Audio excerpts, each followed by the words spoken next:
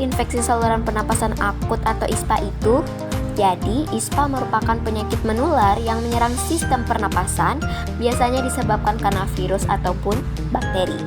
Penyakit ini ditularkan melalui droplet ataupun kontak langsung dengan penderita ISPA.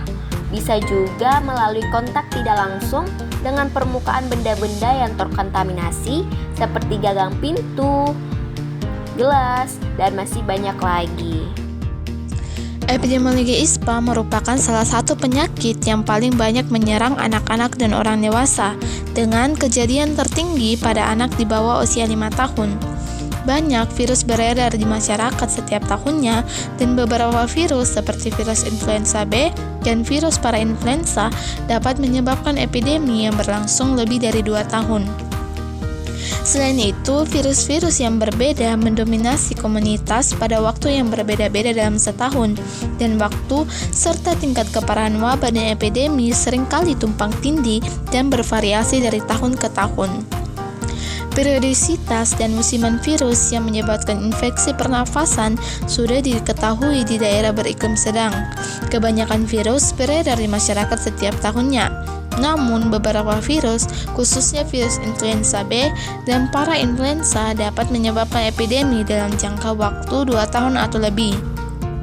Selain itu, virus-virus yang berbeda mendominasi komunitas pada waktu yang berbeda-beda dalam setahun, dan waktu serta tingkat keparahan wabah dan epidemi seringkali tumpang tindih dan bervariasi dari tahun ke tahun. Di daerah beriklim tropis, musim juga berperan, di mana virus pernafasan sinkritikal atau RSV terutama muncul pada musim hujan.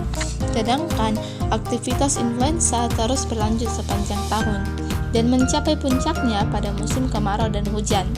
Selain itu, suhu yang lebih rendah telah dikaitkan dengan penyebaran virus di berbagai negara.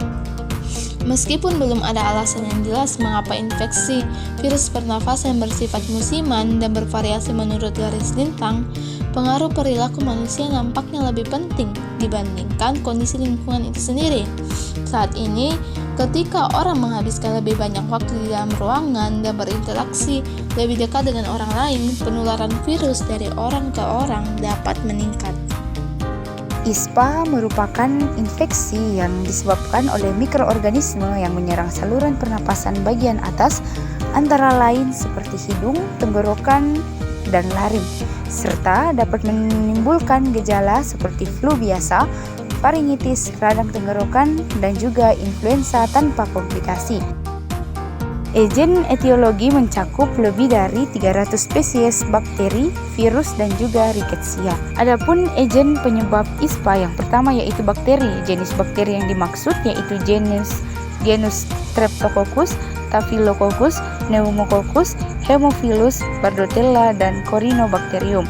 Yang kedua yaitu virus. Jenis virus yang dimaksud yaitu mikrovirus, adenovirus, coronavirus, picornavirus, mycoplasma, dan herpes virus.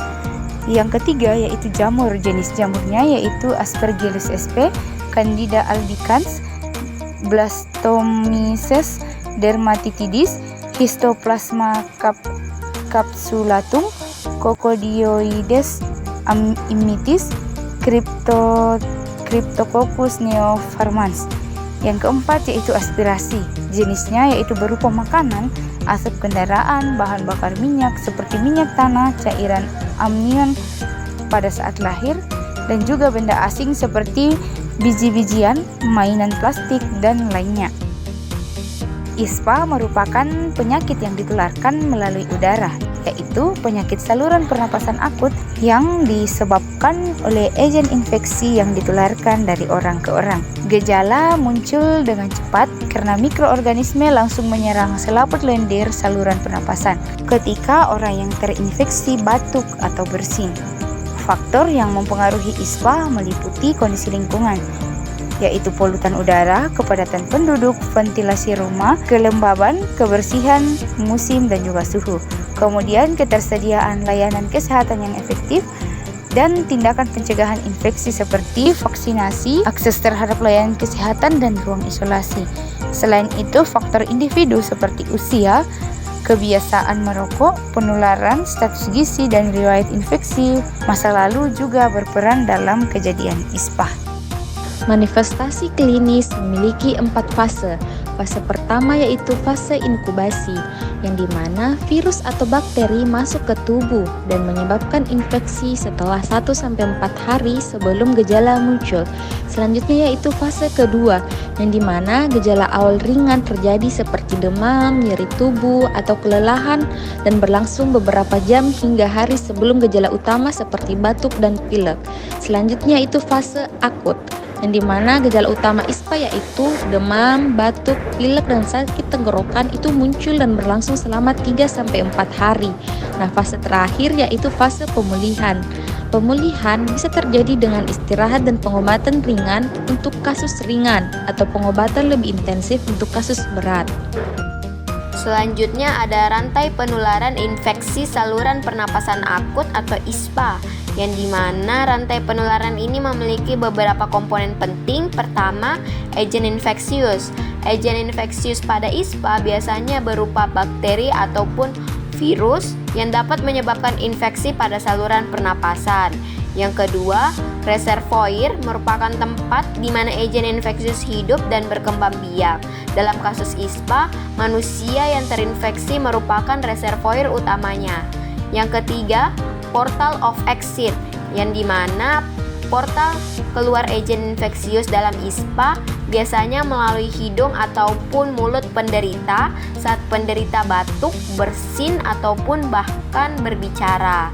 Yang keempat, mode of transmission atau cara penularan. Yang pertama ada droplet transmission, yaitu penularan melalui droplet ketika penderita mengalami batuk, bersin, ataupun berbicara yang nantinya dapat terhirup oleh orang lain yang berada di sekitarnya, ataupun kontak langsung melalui sentuhan langsung dengan penderita seperti berjabat tangan, yang dimana itu dapat menyebabkan penularan jika tangan terkontaminasi menyentuh area wajah seperti hidung ataupun mulut. Dan terakhir, dengan kontak tidak langsung seperti penularan melalui benda-benda yang terkontaminasi oleh droplet penderita seperti gagang pintu, pulpen, dan yang lainnya. Yang kelima ada portal of entry atau pintu masuk, yaitu cara masuk utama agen infeksius ke saluran pernapasan, yaitu melalui hidung ataupun mulut. Selanjutnya ada susceptible host atau inang yang rentan.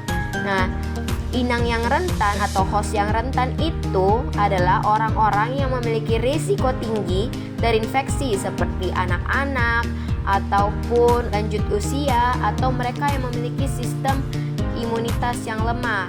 Selain itu, kondisi lingkungan yang tidak sehat seperti ventilasi yang buruk juga dapat meningkatkan resiko terpapar ISPA. Selanjutnya yaitu pencegahan dan penanggulangan ISPA. Adapun pencegahan ISPA yaitu yang pertama mencuci tangan dengan sabun, 2.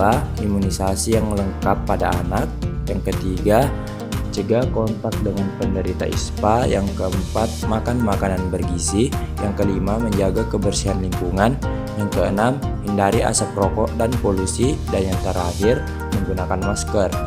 Nah, adapun penanggulangannya yaitu dapat dilakukan dengan pendekatan menyeluruh yang melibatkan keluarga untuk mengenali gejala dan segera mencari perawatan dengan memahami pengetahuan keluarga tentang ISPA dipengaruhi oleh pendidikan, pekerjaan, dan akses informasi.